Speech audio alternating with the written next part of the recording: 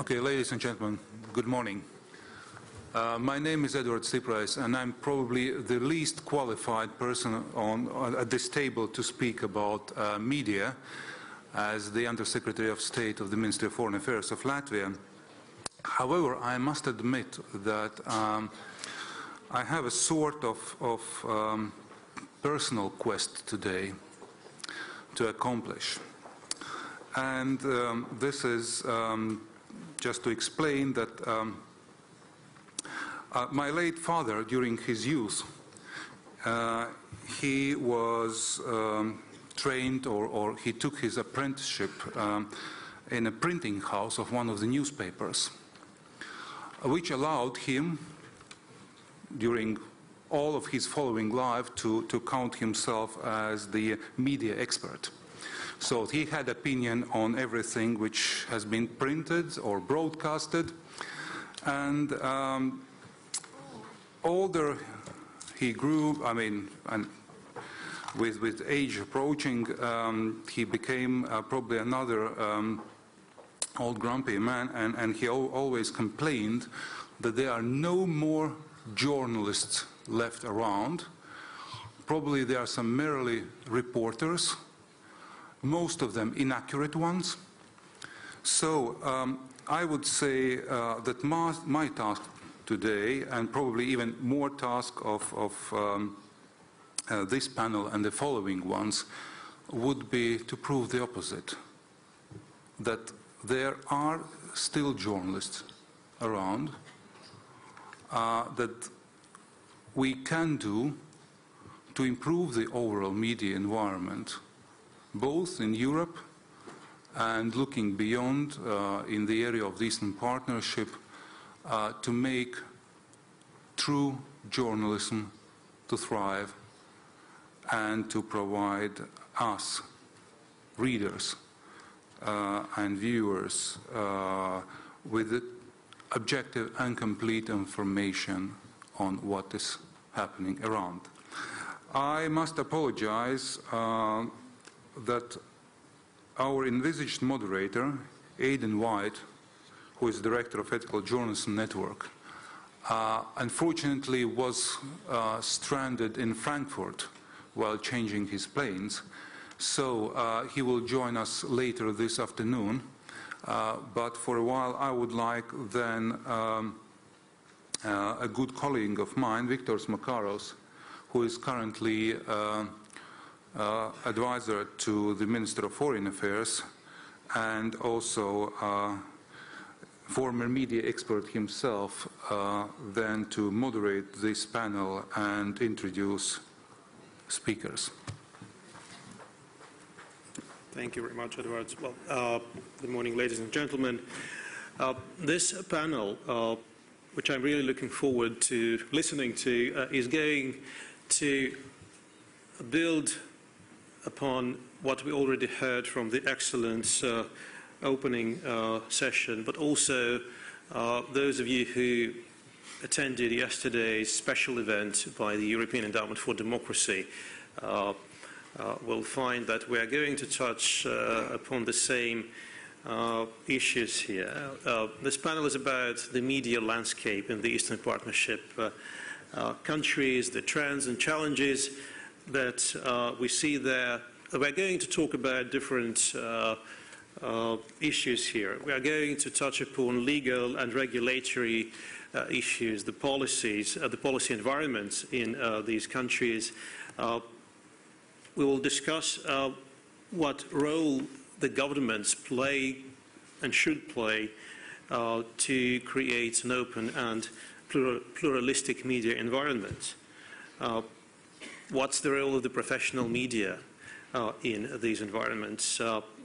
Probably the issues of internet and social media in this context will crop up. And from what I know from speaking to panelists, whom I will introduce in a second, such keywords as trust and truth are probably going to appear in the discussion quite a lot.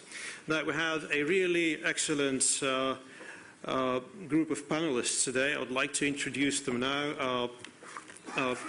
First of all, Boris Navasardian, who is the president of the Yerevan Press Club, which is the first independent association of journalists in Armenia. Boris is an expert on freedom of expression and freedom of information, and he has a journalistic career that is already more than 35 years long, and he is a lecturer and a teacher and a commentator on these issues.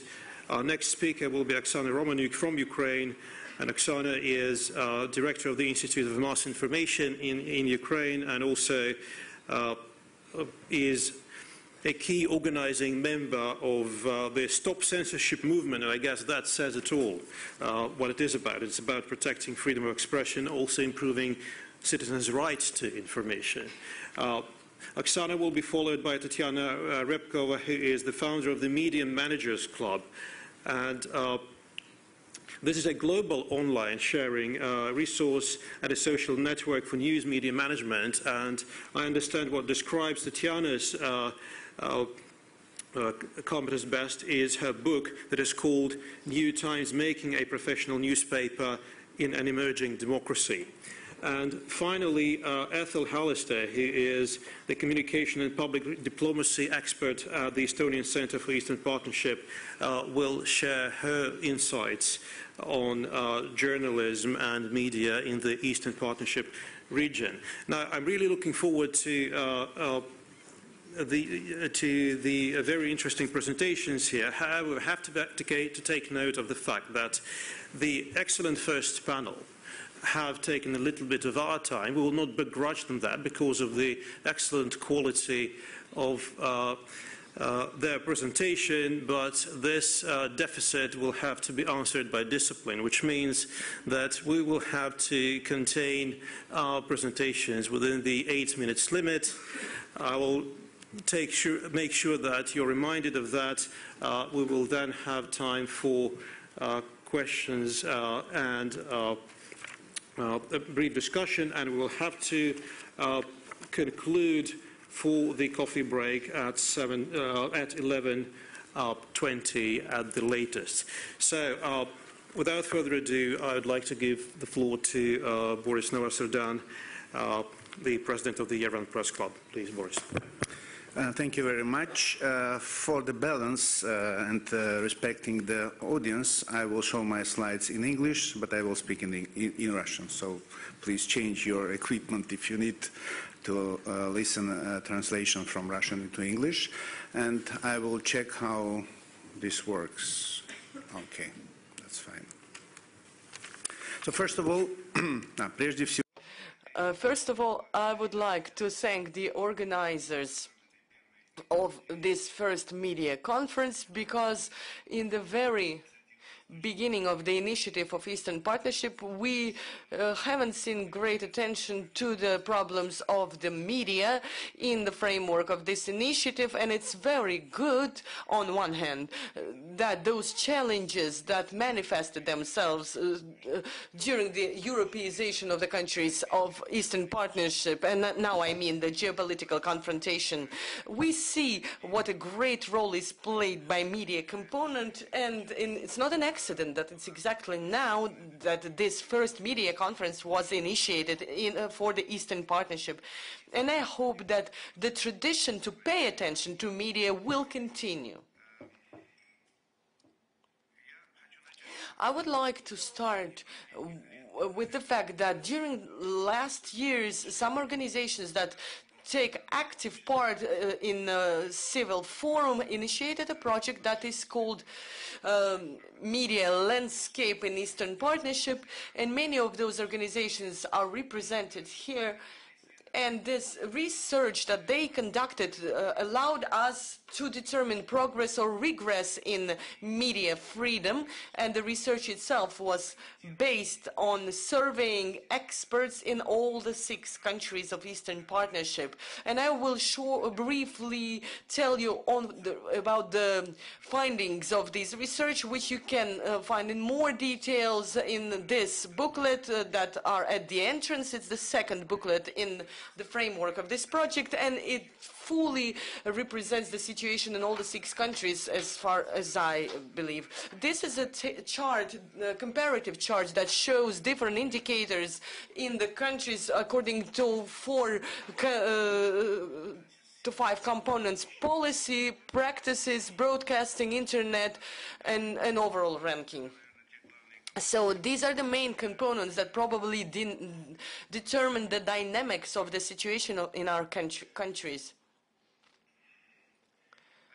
This is a separate component that represents this situation as a whole. This is also a comparative chart, and here you can see the dynamics during 2014 in all the 6 countries, where we see that the greatest progress happened in Ukraine in 2004, and then there is a decline in Azerbaijan, and of course, this can be perceived as a very conditional rating, but still it is based, as I have already said, on the data of leading experts in media of our countries. The main question that was raised in connection to that, and the main changes during that year in these countries, you can see the dynamics, is that Ukraine passed my country, Armenia, which was on the 3rd place before.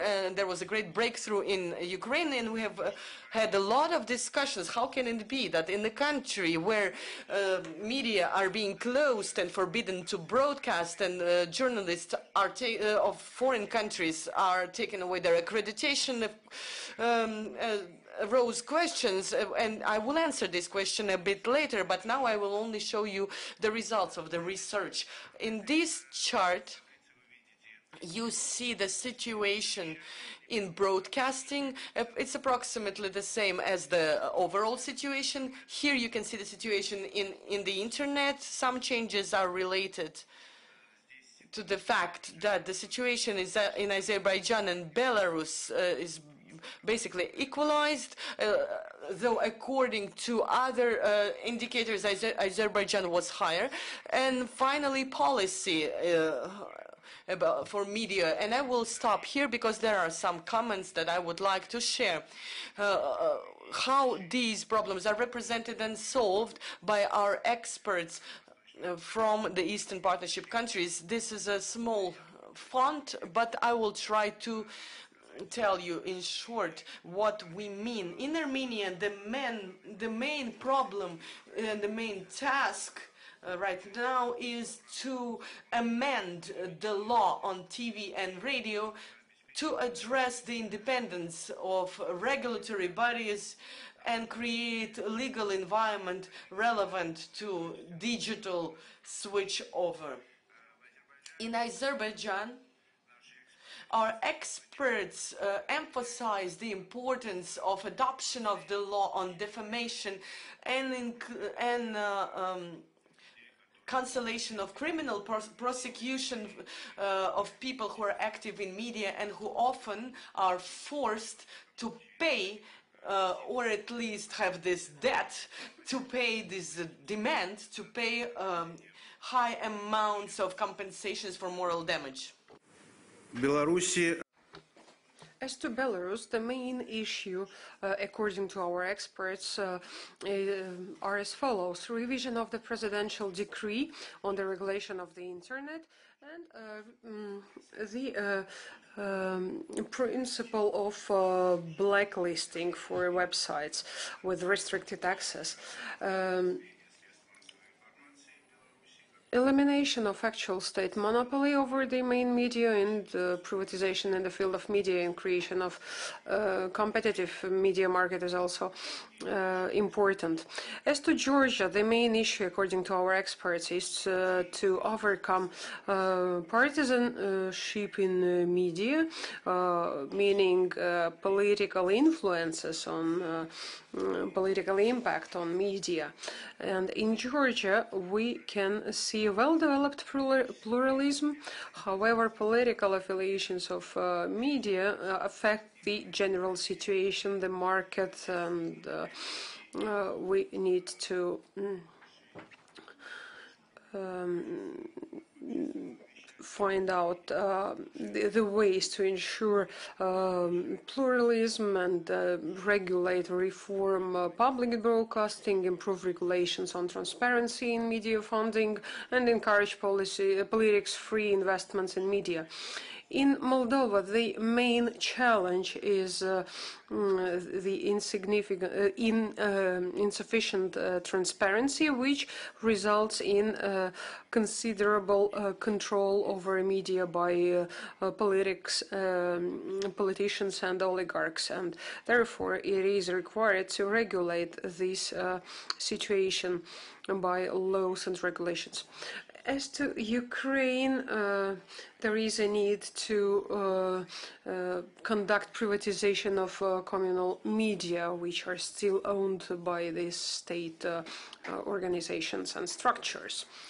As to journalism practice, the situation is the same, and you can see the recommendations. For example, in Armenia, there is a need to exclude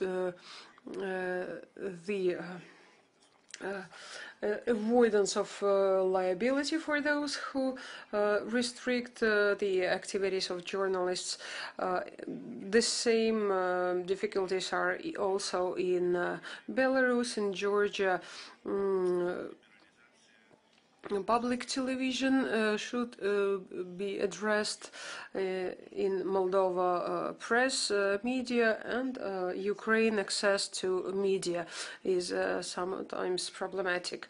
And to conclude, I would like to address the topic mentioned by previous speakers, a certain conflict between the freedom of information and informational security. This is the issue I meant when talking about situation in Ukraine. There are three main points to be emphasized in this respect.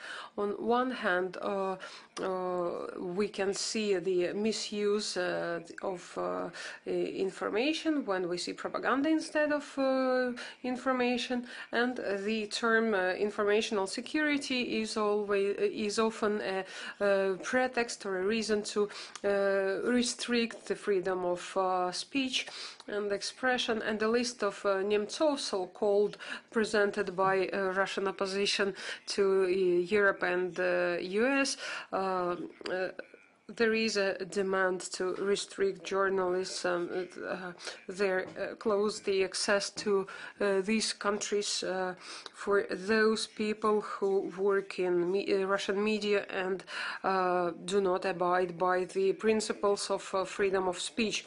Our colleagues from Eastern Partnership and the Slovak organization Memo 99 conducted a study which will be a nice addition to the report presented yesterday by European Endowment for Democracy. We presented the first findings, and we were told that the findings will be available online. We had different methods differing from the report, the survey of the European Endowment for Democracy, and we focused on the methods to protect the information.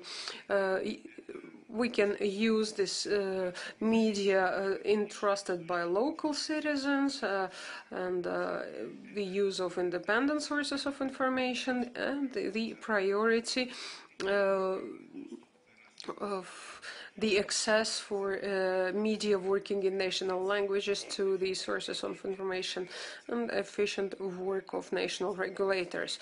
This table, I forgot to show you the slides. Yes, you can see the legitimate protection. This table shows the presence of these factors. You can see the best situation is in Georgia, although it was noted that there are some issues in the regions of Georgia, as they are not always engaged in the general environment. The worst information is in Belarus, where you can see it has 0 in this rating. Thank you for your attention. There are a lot of things to be added, and I may add them during the discussion. Thank you, Boris. Speaker, just one remark. We are on the internet. This conference is online, so smile. We are also on Twitter. EAP Media is the hashtag, so do tweet your thoughts. Oksana Romaniuk is Executive Director of the Institute of Mass Information, which is a media watchdog and journalist rights organization. Oksana, the floor is yours, please. Hello. So, during the last year, we have seen how information can be turned into a weapon, how information can start a war. And we had to learn how to quickly respond to that situation. I will try now to explain some ways that we used, and maybe these ways will be useful for the region as well. First of all, a little bit about the situation at the media market in Ukraine. Actually, we had real rise in journalism standards last year. At this time, there was really very good journalism standards, maybe like by 30%. By now, the situation has changed to a worse direction because of the concentration and manipulation of ownership of traditional media, which belong to oligarchs, to politicians, and which use this media as their privilege. There are wars between them for those influence, and all of this, along with Russian propaganda, undermines the trust to media in Ukraine. We saw a real fall in trust to media during the last year. And it's interesting that people, people were confused by very different pictures they got. We still have a really big influence of Russian capital Gazprom-financed media in Ukraine, which broadcast in Ukrainian language, like yesterday it was remarked by our Georgian colleagues. They have the same problem. And because of this very confusing picture, there appears a phenomenon of relativism. Yes, everybody lies, a lot of conspirology, the fall in trust to central media. At the same time, there was a rise in trust to local media. Well, local media needs a lot of support, in my opinion, in their standards, from financial point of view, and so on. There was also a rise in trust to digital non-profit journalism. I mean, such initiatives like Stop Fake, like initiatives of our colleagues who had to move from Donetsk and Luhansk regions, and they had to start some new media with support from crowdfunding or grants, and they are really independent, they are small, they are very individual, and people trust them. Another point which can be a solution in this case is the building of public service broadcasting. This year we had passed very important reform, amendments to the law on public service broadcasting, which allows us to finally build it in Ukraine, and a lot of forces are now focused on building it. The next point, the next step for us will be building the transparency of media ownership, which also undermines the trust. Well, we have also promote self-regulation because it's like it also helps the trust. At the same time, there is economical crisis, and the advertising market shrank by 33% during the last year, which makes journalists even more dependent on the will of media owners, which also hits the way they report, because they have to somehow follow the will of those owners. We have also observed the rise in trust to individual journalists, who maybe they even more trusted than traditional media, because they are like individuals. Maybe this is the influence of social networks, when even traditional media started to make reports from the point of individual person. When they make a report, for instance, from Donbass, they say, I went to Donbass, I hit my knee when I descended from a train. It really gets more trust. It's a kind of infotainment, how you call it. Yesterday, speakers mentioned that Russian media influence using emotions. And there are two ways actually to respond it. First way is, of course, follow journalism standards, abstain from emotions. The second way is to make maybe some smart ways like game news, infographics, videos, like which can be downloaded from mobile quickly. Speaking about the other situation with freedom of speech, yes, we had a big rise on the mainland, how to call Ukraine. The situation really changed to better. Yes, there were killings of journalists, like last year there was killed journalist Veremy, but his case was investigated indeed. The problem was the court. The court let go on bail those people who were guilty, and they are now on wanted list. The same with the murder of Buzina. I know that his case is already almost investigated till the end, and the conclusions, they plan to present conclusions in the nearest time. We have very bad situation really close in space in the Crimea and in the east. In Crimea, since April 1, Roskomnadzor did not support registration of over 1,000 local media. Their journalist cards turned into pumpkin, like in Cinderella tale, and they have no job now. They have no access to official buildings. One journalist is held in prison in Crimea. He was arrested on April 21. And well, there is a real informational vacuum because there are no Ukrainian journalists, no foreign journalists, there are even no Russian journalists. And local journalists have no access to official events because they do not have accreditation anymore. Only one Crimean Tatar language newspaper remained there. All the other Crimean Tatar language media were killed. As for the eastern Ukraine, right now we have one hostage who is held in Lugansk People Republic, how they call it. It is journalist Maria Varfolomeeva. She was captured in January for taking photo on the street, and she was sentenced to 15 years in jail. And I would like to turn attention to this issue. What we need to do in this situation? Well, first of all, it's of course reforms that should not be only on paper, but also implemented into practice. We have passed really important reforms during the last year. Second, I believe that we should coordinate our efforts in opposing Russian informational war together with countries of the Eastern Europe, because not to be regarded as like actions in response to Russian using the same means. But we should invent smart ways.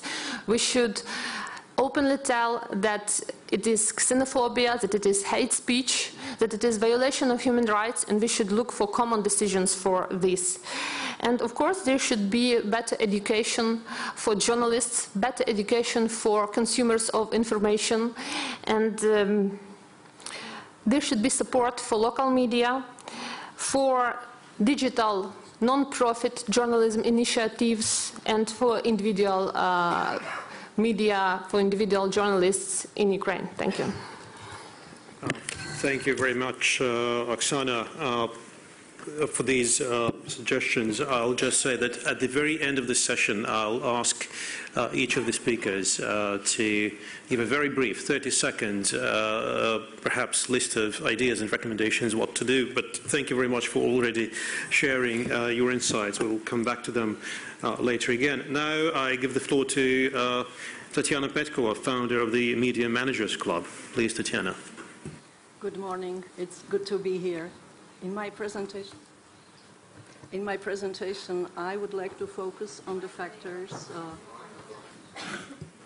In my presentation, I would like to focus on the factors impacting on the development of professional media, and not only in the Eastern Partnership countries.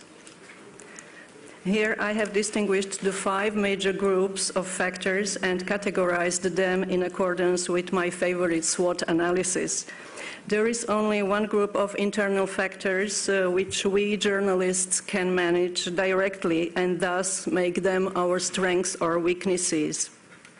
It's journalism skills and expertise and professional media management. All external factors exist and influence the media regardless the media's activity or inactivity. We can either exploit them as opportunities or try to eliminate them as threats.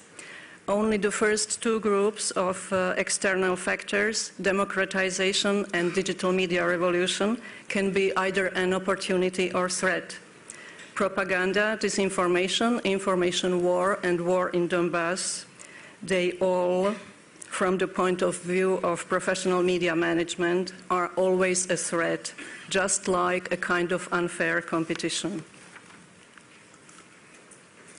Instead of going to further details about the 5 groups of factors, let me focus on what they all have in common. They all have to deal with truth, and they do so in various ways. In the early 1990s, when I was the editor and publisher of the first Slovak business weekly Trend, one of my business co-partners told me during a debate, "You have your truth, we have our truth."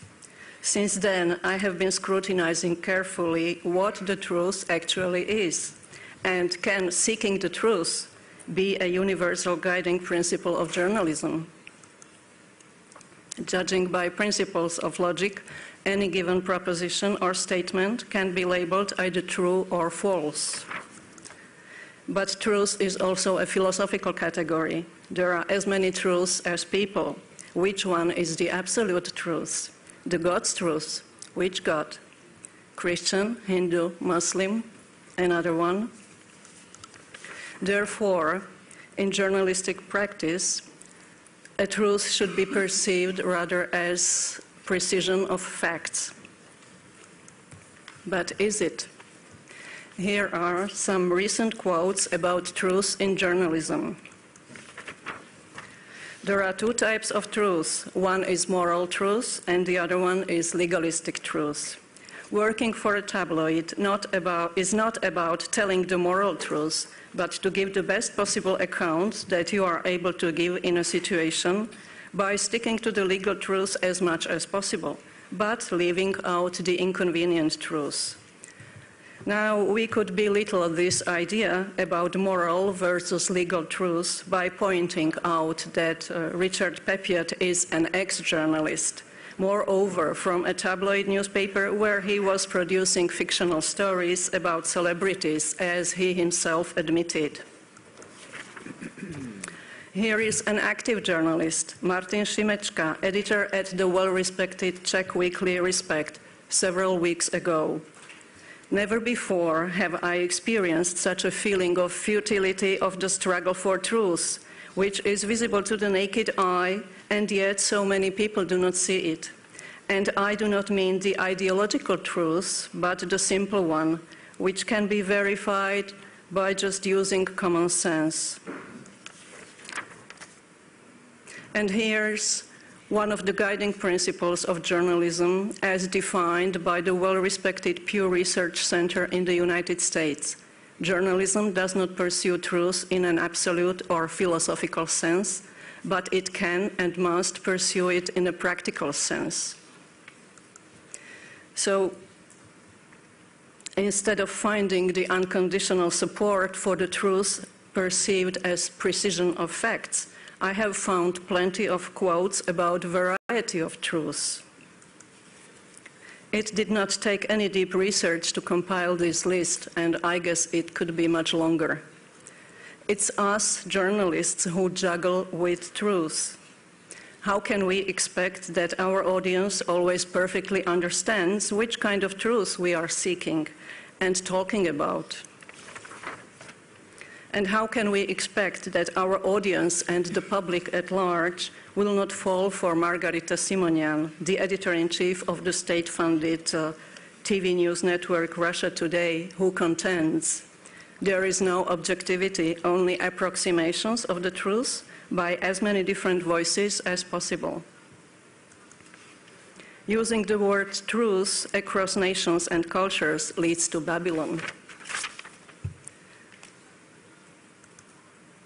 Nowadays, the Babylon is more confusing than ever due to at least 3 more factors: information explosion and information overload, the fact that everybody can be a journalist, and propaganda, disinformation, and information war. The idea that there are multiple interpretations of the truth has become the founding philosophy of state disinformation in Putin's Russia, designed to confuse those who would seek out the truth with multiple expressions of distracting PR chaff.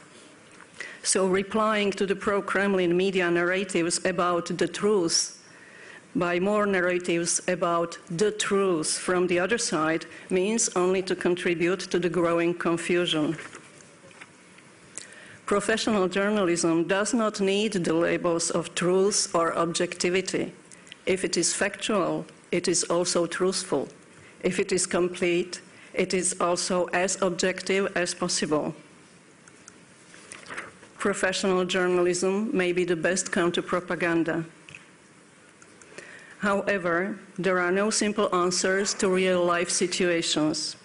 Yes, readers do not always want an independent voice. Galina Timchenko, former editor-in-chief of the popular Moscow-based news site Lenta, moved to Latvia and set up the news site Meduza at the end of last year.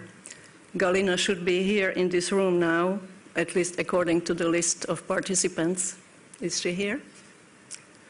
Unfortunately not. So by covering Russia news from a base outside the country, Meduza journalists expected to be able to report the news professionally and without interference. However, in a recent interview, Galina said that much of the audience would like to see Meduza as freedom fighters rather than journalists. Attempting to remain neutral in a region split by political extremes, Meduza has been criticized by all sides. Our Russian readers have been known to scold us for calling the fighters in the Donetsk Republic separatists, as opposed to rebels or militiamen.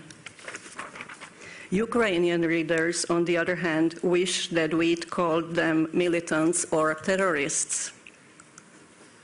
Sometimes even stating a last name in the headline, such as Navalny or Khodorkovsky, leads some readers to believe that we support them if we choose to write about them. And another enigma for professional journalists: how to establish professional balance in covering the war in Donbass. Several issues have been recently raised in Media Managers Club by Sergei Gus, editor of the weekly Our Reporter in Dniprodzerzhinsk. If publishing a point of view of a representative of the so-called Donetsk People's Republic, our secret services could qualify it as a separatist propaganda. Many readers, relatively pro-Ukrainians, do not like stories that criticize the army or volunteer fighters. Federalism ended up as the category of dangerous topics. Not even talking about the articles of how military commissariats are used for political persecution. After publishing one of such articles in Our Reporter, a military commissariat submitted material to the police for criminal prosecution of Sergei himself. So remaining silent about all these topics is also impossible, even in conditions of actual censorship, Sergei concludes. And I hope to hear some ideas today about what Sergei and other journalists out there could do and should do. Thank you for your attention.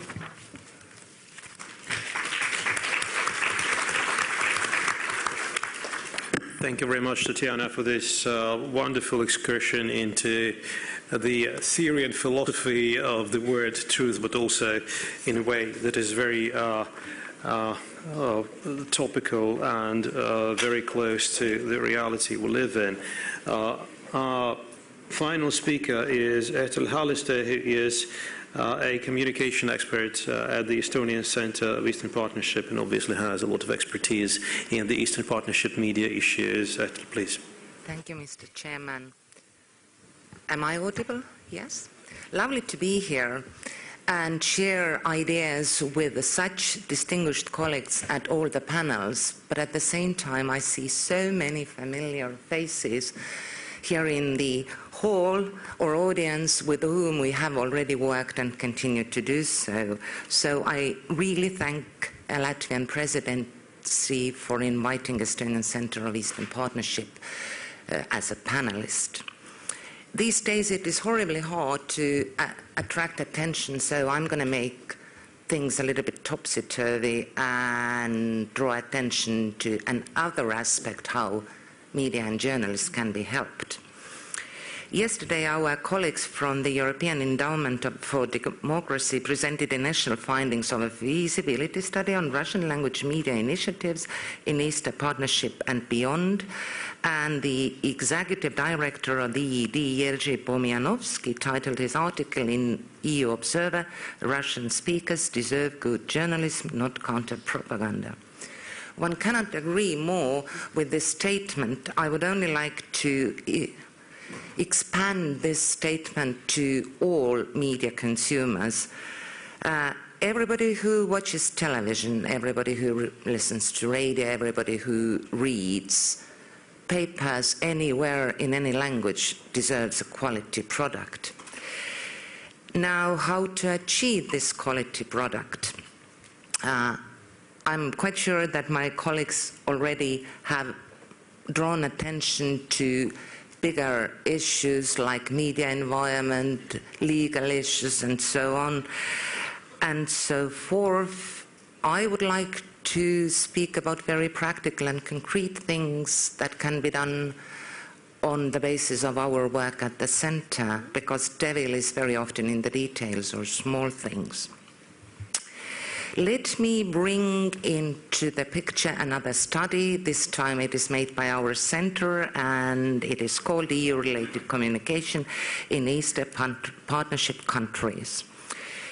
Why this study came to being is that we Estonians are very practical, or at least we like to think that we are practical people, and we always take bull by the horn. So we initiated 17 months ago a comprehensive training program for all 6 partner countries, and this consisted of multilateral events, bilateral events, and study visits to Estonia. And our main aim was to bring together journalists, public communicators, and civil society representatives, because we firmly believe that united efforts will bring better results. So, and we finished this first phase of our training program with a high-level seminar in Brussels 3 weeks ago, where we added one more partner to the table, and this time it was the representatives of EU institutions. So, and after conducting all this, we started to think that we have quite a number of good ideas that can be presented as recommendations for the further work. So we made this study. It's based on 3 pillars: needs assessment, feedback from all our participants, and field work, because we have been on the ground quite a lot. So here are some of the recommendations, and first finding and then recommendation. And Oksana already mentioned trust. Yes, we believe that trust between journalists and public communicators is of utmost importance. We see in the partner countries that there is mistrust. From one side, the communicators think that journalists are stupid, sorry, we don't think so, or they are critical if they criticize the government, and this is part of the free media. On the second hand, the public communicators are not well informed of the subjects they are supposed to communicate. They are often late in the responses. So both sides have some truth in their statements, but we should build trust among each other, because working together again will be the way forward. Why not to have off the record briefings? Let's try to help journalists. We want to help journalists to know the subjects far better. Secondly, treating media equally is not in all countries media is treated equally. The pro-government media is more favored than those who are pro-opposition, for example. Our firm belief at the Eastern Partnership Center is that all media should be treated equally, and public communicators can work with any media. I'm glad that Oksana again mentioned regional journalists. They are a gold mine. Very often we see that regional journalists are neglected, and this is not the way to go, because they do have people's trust. Our finding is that they do have people's trust because they speak about things which are very important to people, and they should be involved in any kind of initiatives. And they should be trained and offered information and in their mother tongue. But I'll come to languages a little bit later. Using topic-based approach rather than event-driven communication, very often that we see in the partner countries that all the official communication is built around some kind of official visits. These are boring, and we quite understand that journalists don't want to cover this, but if you have a topic-based communication, you explain what the government is doing, why the reforms are needed, what are the benefits, then there will be many, many great stories to tell also for journalists. And last but not least, language. And here we have two approaches. First, what we have discovered is that the knowledge of foreign languages is still not sufficient among the journalists of Eastern Partnership countries. And this puts them in a very bad situation, because they can get information only from the sources that are in their mother tongue and then the language of the neighbor of EU's neighbors. So this leaves them in the information flow of Russian media outlets or Russian official sources, whereas they can't read EU official materials, and then they don't have enough information. So this is one point. I believe that EU institutions can come and help with finances to organize language trainings for journalists in the Eastern Partnership. And secondly, this is a critique toward public communicators and a little bit toward journalists. Very often EU speak is used and nobody takes the trouble to translate agricultural facility into greenhouse. And this should be done all the time. And I would like to enforce my last statement with a quote from A.A. Milne's Winnie the Pooh. It is more fun to talk with someone who doesn't use long, difficult words, but rather short, easy words like, what about lunch? We have some time to the lunch and we will have discussion and coffee after later. But this is our firm belief again that everything can be translated into human language. Estonia is an e-country. We have nothing on the paper. I believe it's criminally punishable. In Estonia, if you carry big and heavy paper materials with you, our study, which has much more recommendations, findings and recommendations, is available at our website. So find us in the internet, find our Facebook, read our study. We firmly believe that united efforts will lead to the results. Thank you. Thank you. Thank you very much, Ehtel. Halliste. Now, before we go to the questions and answers and discussion, just to give you a very boiled down recap on what we have discussed, so that the first speakers are not exactly forgotten, because there are lots of interesting issues that were touched upon. Boris talked about the situation in the Eastern Partnership in general, where according to his research, the progress and the change is very uneven, and the issues that were raised are about legislation, regulation, about protecting journalists from persecution. It was about internet access, the state monopoly on media in some cases. It was about partisanship and politicization of media ownership, transparency. Oksana, Romaniuk took over, focusing on such tragic challenges as killings of journalists, the dire situation of the journalists in the Crimea. At the same time, the important things to focus on that were mentioned: local support for local media, the importance of digital non-profits, the social networks, the special role of the public service broadcasters. Tatiana Repkova discussed the concept of truth and fact, and from what I get, the actual parameters to focus on are perhaps somewhat different, such as factuality, completeness, honesty and fairness of reporting.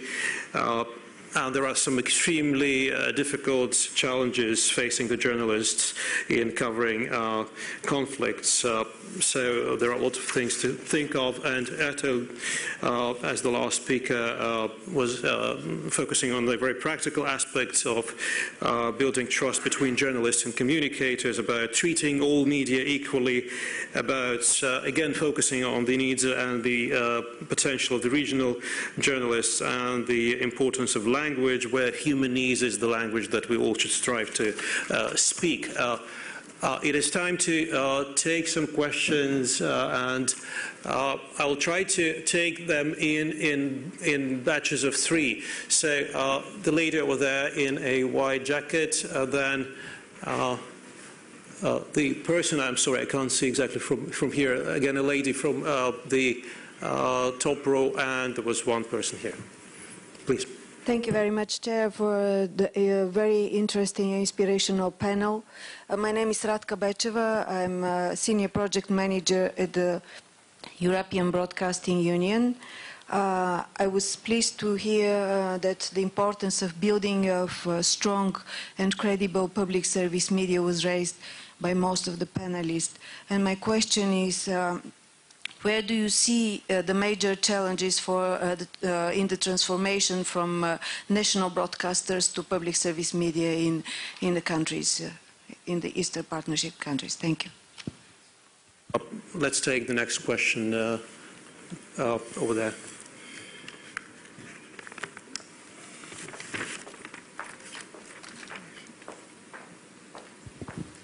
Спасибо, здравствуйте. Thank you. Good morning. I don't have a question, but as I am here, I'd like to comment. I'm Gayane Rustame. I'm a freelance journalist from Armenia.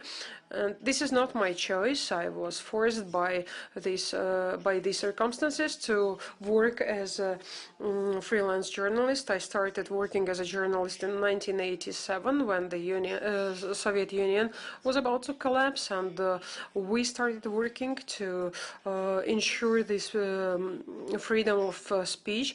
And now we face a regress in Armenia, as the journalists who specialized, who started working in this field many years ago, they turned out to be marginals. I've been listening to the opinions about issues in journalism in Eastern Partnership countries, and I've been constantly thinking about this fact. Well, we are stating the facts we need to do. If we talk about Azerbaijan, where journalists are killed and put in jail, the situation in Armenia is latent, and journalists are pushed away. And I would like to express my idea. I've been listening to a speaker from Ukraine yesterday who, well, I was in despair because when there is this constant Russian propaganda in Armenia and Russian-speaking propaganda, because we listen to Vesti and we are brainwashed, according to Goebbels. I do apologize. Can you get to the point? Yes, I'll try to. What I want to say is that alternative media are very necessary in Armenia. I do not want to hurt these small websites and media that are this like dispersed light. But we do need alternative media as the only source of funding, of financing for establishing and creating these media are grants. I don't know how to do that, and I don't know who you will allow to work in Armenia as independent media, but please remember this. Thank you. So maybe we will consider it as a question. A question over here, please. And we'll take the next questions in the next round. Tamar Kinzurashvili Media Development Fund. Yesterday and today, several speakers mentioned the need to increase media transparency. Can we speak about development of common standards to detect and scrutinize ownership issues in the Eastern Partnership countries in order to inform public about particular interests behind the not only Russian media outlets but local ones repeating the same narrative as Russian propaganda and Russian media outlets do? Thanks. Thank you very much. We have three questions that were addressed, I guess, to all of the panelists who wish to comment on that, about the role of the public service broadcasters and challenges, about the regress in some countries and the need for alternative media, and also the issue of financing of those and grants and so on. And finally, about media transparency, can we have common standards? Who would like to be the first to comment? Oksana, please. So we are now in process of creating this public broadcasting in Ukraine. We believe that it is very important because we hope that the quality of the news, which will cover 90% of the territory, will inevitably influence the quality of all other news sources in Ukraine in the to a better way. What challenges we have now? First challenge is, of course, organizational, because there are some 7,700 people employed right now. It is a very obsolete Soviet times structure which should be reformed, and I know that there are over 10 proposals of new structures that should be formed on basis of this obsolete Soviet time structure. There have been created 9 working groups in which my colleagues and we also participate, and these working groups, they work on different issues from public communication, advertising, to structure, to employment, to news, and so on. Already this channel proposes very high-level news, and they propose really very interesting programs, open discussions. Of course, it will not compete with those channels which propose entertainment shows, like who has a better voice. Of course, it's no commercial competition possible. But as for news, we believe that it will compete. We can look at the example of, for instance, Poland, when there are some social changes, when there are elections, public broadcaster is on the top of the rating. When there is some calm situation, it's like on the 7th, on the 8th place.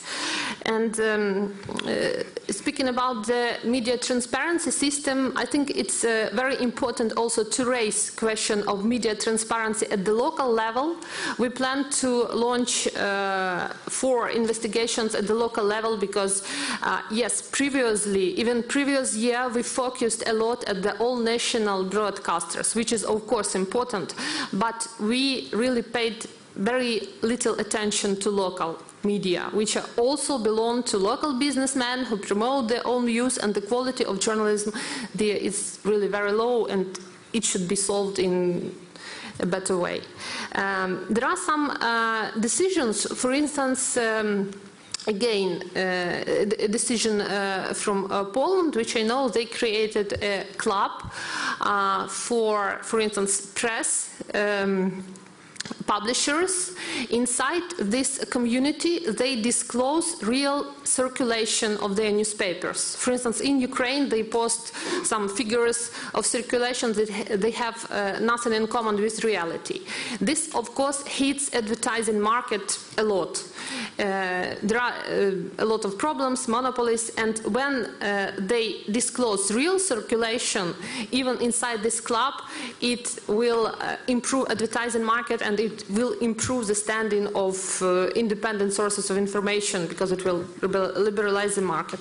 Another step, of course, is to introduce media transparency by laws and by political will to carry out demonopolization of media market, and to introduce a ban on ownership of media by state officials, especially high-ranking state officials. Because, for instance, in our country, president is the owner of TV Pятый Canal. Of course, it hits the trust to media and, well, even to the news. Thank you.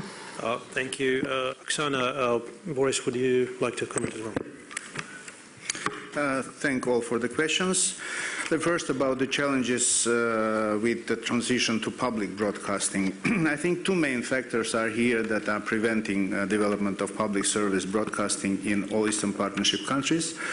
First, it is there is no immunity against partisanship, and second, editorial independence is not ensured. So the legal and the regulatory mechanism, first of all, have to be developed to avoid those 2 challenges for public broadcasting almost in all Eastern Partnership countries. The second question about alternative media in Armenia, I'm always in favor of a natural development of media industry. Although, of course, in the situation in which our countries, and specifically Armenia, are finding themselves, I think some promotion initiatives are necessary. And yesterday we heard about the idea of basket fund for the media that could fill up the gaps that exist in the media markets of our countries. And in Armenia we had this idea on national level yet in maybe 15 years ago, the idea of public service media fund, where public service did not mean the legal status of the media, but the mission of the media that should be supported. So probably accumulation of resources that could support the initiatives of creating a really alternative media that does not exist in the markets of our countries. I think this could be a temporary solution. But of course, never a selection of just one media that would be an alternative is not possible, because that media can be only public broadcasting, but this is already referring to the first question. And the third, and this is different issues. And the third question was about transparency of ownership. Indeed, this is a problem everywhere. And again, here we should not try to resolve the issue by direct methods. It should be, first of all, independent regulator, which will follow the whole path of how the investment is made to this or that media before providing licenses if it comes to the broadcast media. And a second principle that have to be adopted, commercial secret principle, despite the fact that media is business, should not be applied for the issues connected with the possibility to find final beneficiary. So this is still not well understood and well accepted in many countries. But this is the only way where we can ensure transparency of ownership. Thank you. Thank you, Boris. Unless the other speakers have something to add to this, we can take the next round of questions. There was yes, the lady in the third row is first, then over there, right behind, and then the gentleman in the second. Milica Pešić, Media Diversity Institute, London. I have 3 questions. The third one is probably for another session. The first question is, Boris talked about a regional study. We heard yesterday one study was done by the EED. I heard this morning there was a study regional about media done last year from our colleagues from Moldova. Are these 3 different studies? Do we need 3 studies? One question. Second question is, maybe this is not a question for you, but if everyone is talking about balanced journalism, for balanced fairness, you know, you have to have minimum 2 sides. If we are talking about Russian propaganda, I checked the list of the invitees, not a single person from Russia. You cannot have a dialogue or learn how it is to be a journalist in Russia if you don't hear from our colleagues from Russia, even though we obviously all hate Putin. But these are our colleagues. And the third question is for the third session, probably, can pan-regional television be some kind of solution, Boris?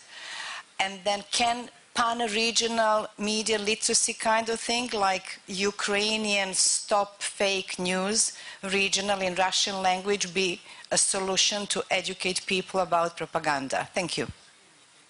Thank you. The next question, right over there, please.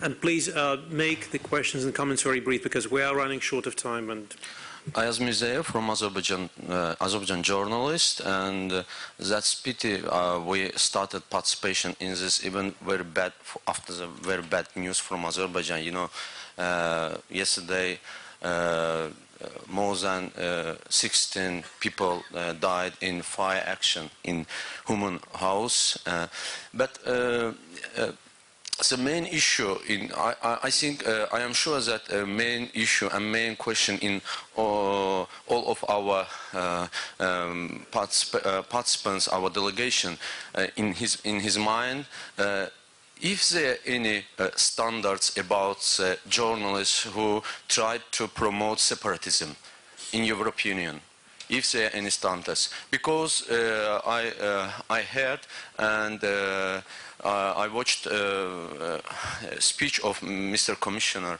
of Neil Muzinski, and he tried to criticize about the journalists who got prison, that he promote separatism in Azerbaijan, but he tried to criticize journalists in Donbass, in other places of Ukraine who promote separatism too.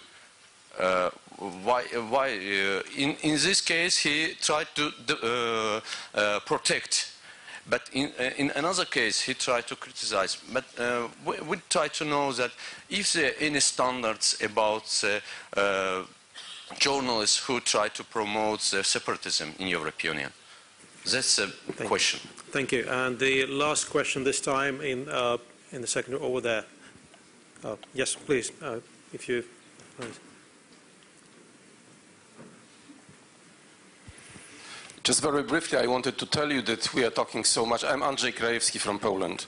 We are talking so much about Russian propaganda, TV propaganda, there is a piece of monitoring done 1 month, watching 8 TV channels, Russian TV channels, and the results are being put over there during the break. What is in there you can imagine, but it's better to read about it and see. Thank you. Thank you. We have a question about the study. So how many do we need? Well, we all know we like them. We have a question about regional television, and we have a question about standards for promotion of separatism. I have not forgotten the question about inviting Russian participants. Maybe on behalf of the organizers, I would allow myself a very brief comment. This is an EU Eastern Partnership conference.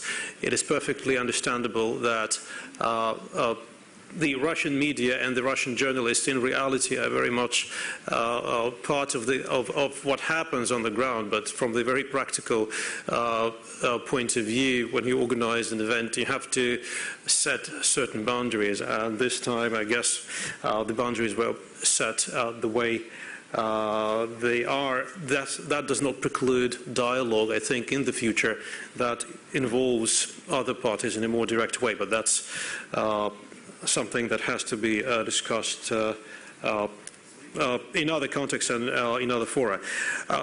Please, Boris, would you start, perhaps? Yeah. Thank you, Melissa, for the questions, very important ones. First, about different studies.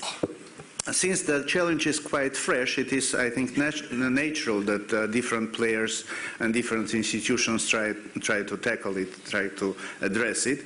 But I have to say that at least certain coordination existed between the research which was mentioned by myself and also Mr. Krajewski's, and thank you for reminding about the executive summary of the report, because the report is very much big, and indeed you can find it in the websites of our organization as well as Civil Society Forum. This research and research conducted by EED were quite well coordinated because the methodology were different. We were more our research was mostly based on the content of the TV channel. It was monitoring of specific programming during March, while, as you know, EED was focused on having and analyzing different researches, different studies, and they used also some results of our research as well. So it was rather enriching each other than providing the same alternative content.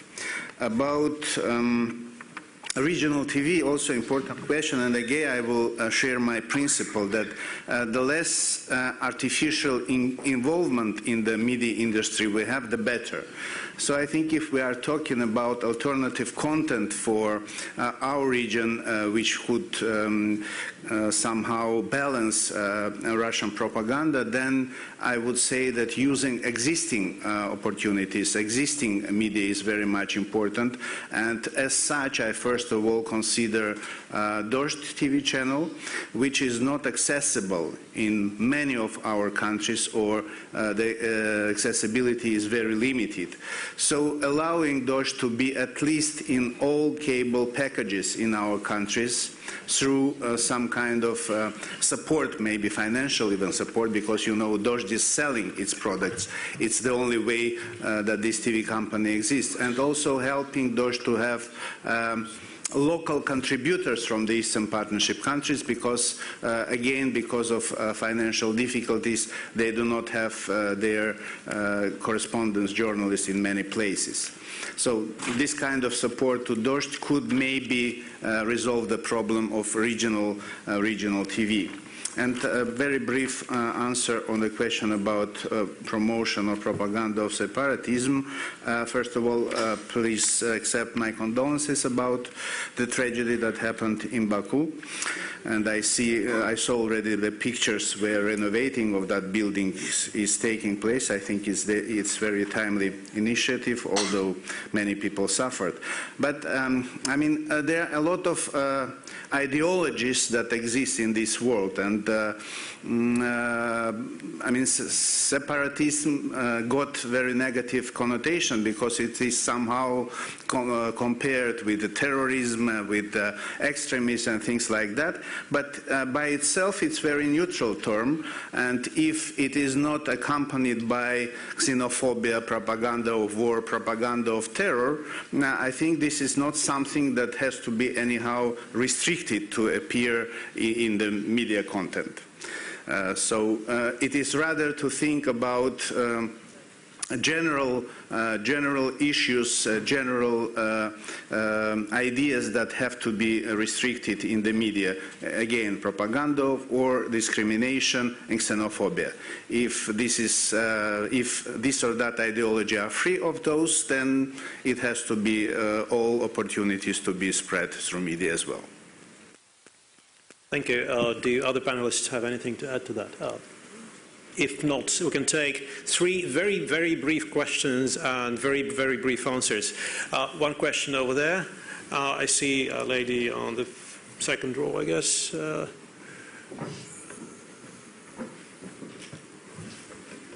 Hello, I don't have a question, just a piece of information. I'm from the Council of Europe Media Division.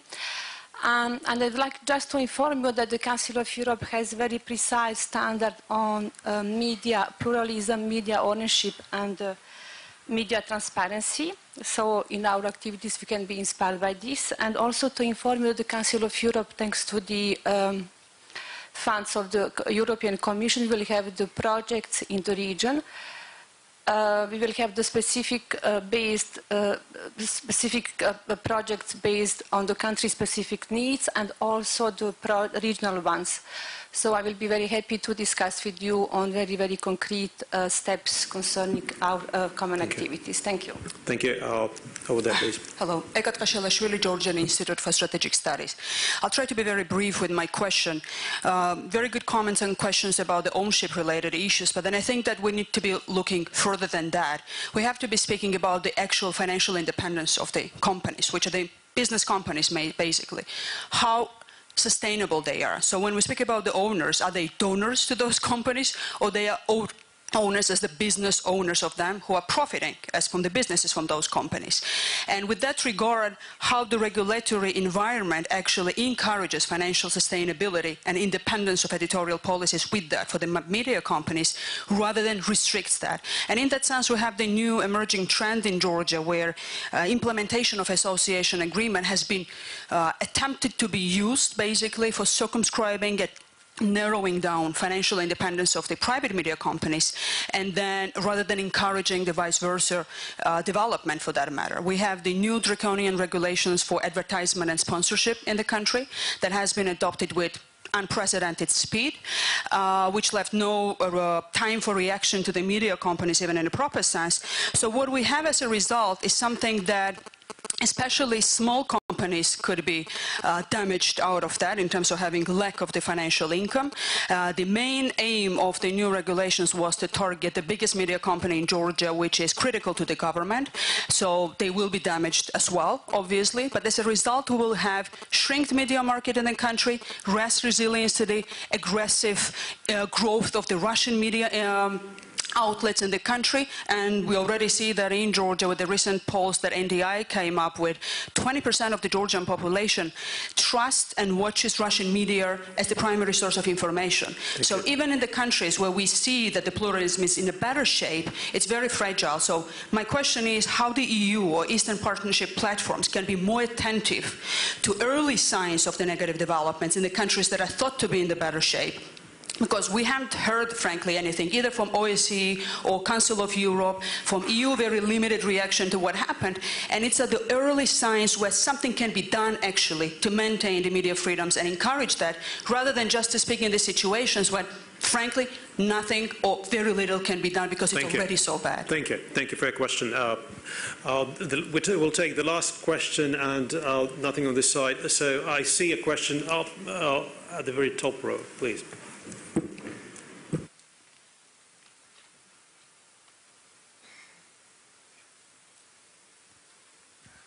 Аршалуис Мгдасян, я из Армении. I represent the leading press club in Yerevan, Armenia. I do support the proposal regarding participation of Russian representatives, because we gather here in order to discuss the situation in our regions, but it turned out that this is the fault of Russian propaganda. Of course, they are to blame, but I'd like to ask a question.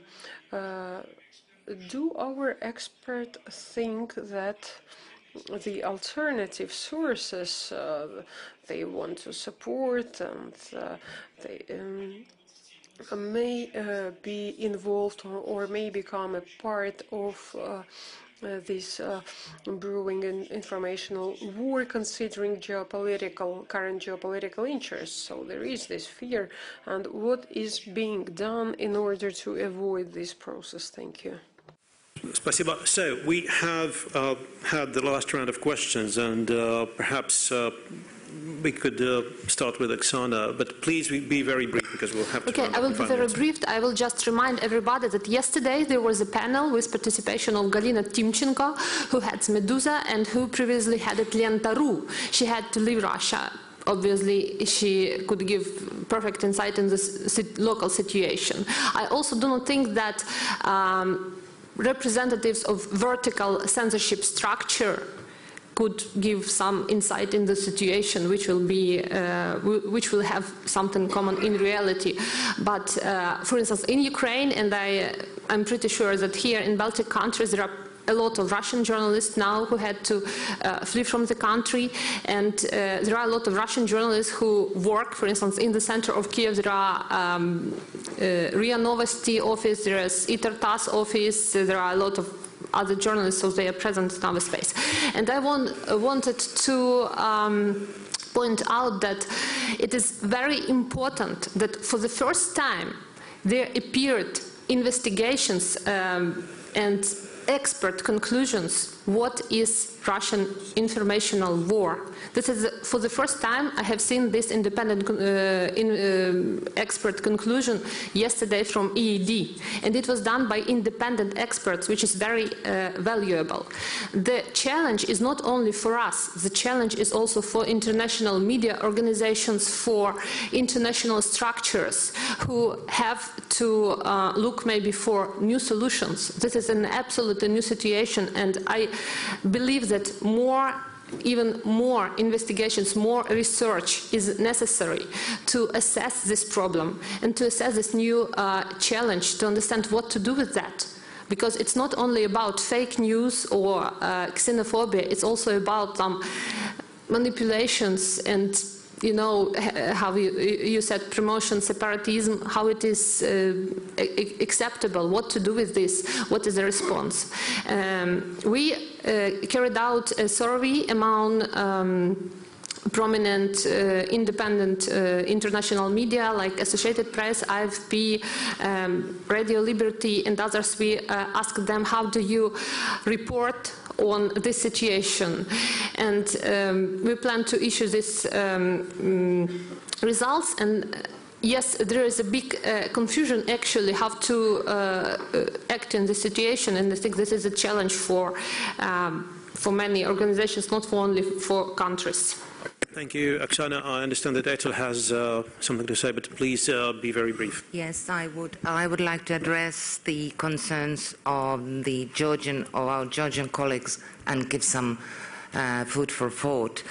Media is a business, and this is a fact. And if we look at the high-quality media outlets like Financial Times or New York Times, then these are read by very few people, and New York Times, it has been in minuses ever since it was established 150 years ago. So this is one thing. And secondly, for a small country perhaps you have too much media, and this is again omnipresent in all Eastern Partnership countries. And in Estonia at the 90s we had a lot of media, many newspapers. They appeared like mushrooms after slight rain. We had more TV channels. Now we have only 3 TV stations, and we'll have and this is public broadcaster who has more channels, only 2 commercial channels because it's economically viable. And so if you artificially keep alive all those little media, perhaps it doesn't contribute to the quality, because if you have more money, the more quality you can demand from the paper. Thank you. Thank you. Now we have to, the mic is still on. We have to finish here, so in the end, I promised, well, short and 30 minutes, I suggest 20 minutes for each of the participants with one specific question. What's seconds, of course, yes. What is the single most important measure that you would like this conference to recommend in its conclusions to change the situation, without comments, without going deep into it? Just one important thing that you want to be part of the results. Thank you. Boris, you may start. Thank you. I hope my concluding words will be somehow respond to my colleague from Armenia about whether Russian propaganda is the main challenge. The rest of the challenges are discussed and solutions are found during many years before. But this is something new which affects all components of media development. That is why whatever component we consider and find solutions, we have to take into account this new challenge. Thank you. Oksana, please. I believe we should join forces and coordinate our efforts. Second, we should promote education. We should develop infrastructure. I mean, not only internet communication, but also mobile internet. During the recent researches, the majority, more and more people are using their mobile smartphones to read the news, and this is a problem, for instance, in Ukrainian eastern and southern regions. We should promote reforms in public service broadcasting. We should promote citizen journalism and self-regulation, of course, and non-profit journalism. And finally, as for traditional media, what I see, they are trying to compete with social networks right now, but they should focus on fact-checking, on journalism standards, and by doing this they should differ from social networks. As for social networks and digital journalism, they should pay more attention maybe to the way they produce information in a kind of funny way, you know, 1 minute video of what actually happened. Thank you. And all this stuff. Thank you, Oksana. It's more than one measure, but all good. Tatiana, please, very briefly. I have just one very practical and very low-cost idea applicable right now to close the gap between social media and mass media. Mass media could start inform about the content in social media in much more, on many more pages, in many more hours of broadcast time. And I don't mean viral videos, I don't mean some sensations about celebrities. I mean a serious digest of news or ideas from Facebook by countries, by languages, by topics. And I can even imagine a special magazine, printed magazine about it. Thank you. And Ehtel, the final word. Bringing people together, I really hope that we will be a network from this conference on, because we don't have to gather once a year. We can gather ad hoc basis in Facebook, in internet, in order to discuss all these important topics further. Thank you very much. Now, we've done all we could to discuss the issue of the panel.